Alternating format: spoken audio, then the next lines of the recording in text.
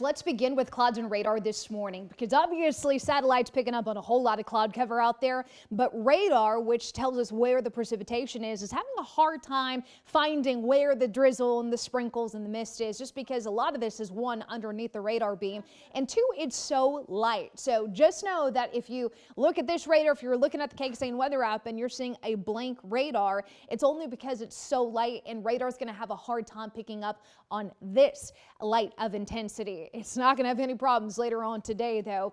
At this point, I think we are going to be looking at some impacts to the morning drive because that fog is, one, thick, and two, widespread. This is our covert BK Vodamol camera, and obviously you can see, or lack thereof, we've got a lot of fog over parts of Travis County, and not just Travis County. I would say almost everybody impacted by the fog. Just a testament to how much moisture we have to play with once we get the lift in here. That comes with upper level disturbances kicked out by that Pacific low that's to our west, in addition to the cold front that comes in later on tonight. That's mainly going to be an overnight event, but the rain coverage starts fairly low today, 10-20% for the next few hours. Then it ramps up in a very big way as we get into the overnight hours. That's the cold front we're waiting on. So what does this look like on our future radar? Let me take you through the day today, because I think 99% of what falls today is going to be rain.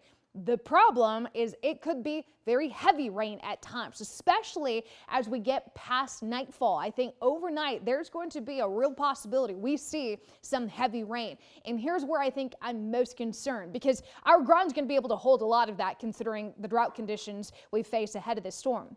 But anything that pools, ponds, collects will likely freeze as we get into tomorrow. So even if it's not coming down as frozen precipitation today, we need to be very careful as to where it's going to remain, because if it's still out on the roadways, it will freeze tomorrow.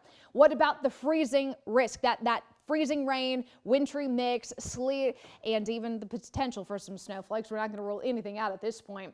I think tomorrow morning we are going to be looking at that conversion, but it will be on and off. There will be times for tomorrow that we get a lull in the precipitation. I'm not expecting freezing rain to hit us all day long, but I do think we'll get a surge in here as we transition into the evening hours and overnight.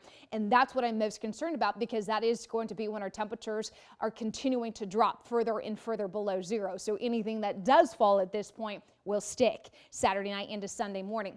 Nice thing is, most of this should be gone by the time we hit mid-morning on Sunday. Then it's just going to be the cold we'll have to worry about and what's left over on the roads.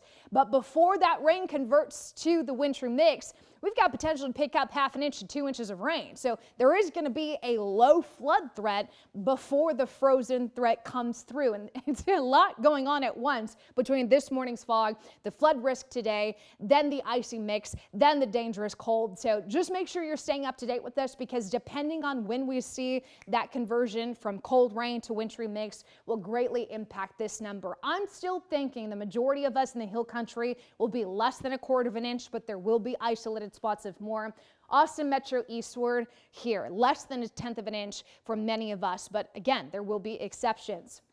The cold on Monday morning, we're highlighting it because it is a dangerous cold. It is rare that we talk about actual air temperatures down in the single digits and teens here in central Texas. That's not even accounting for the wind. That's going to shave off about 5 degrees from those feels like temperatures. So Monday morning, a big concern as we try and get out of this winter storm, and everyone going to work and school Monday morning facing temperatures that, in a few minutes, maybe up to 30 minutes, you're running the risk of putting yourself at hypothermia, some cold weather exposure illnesses.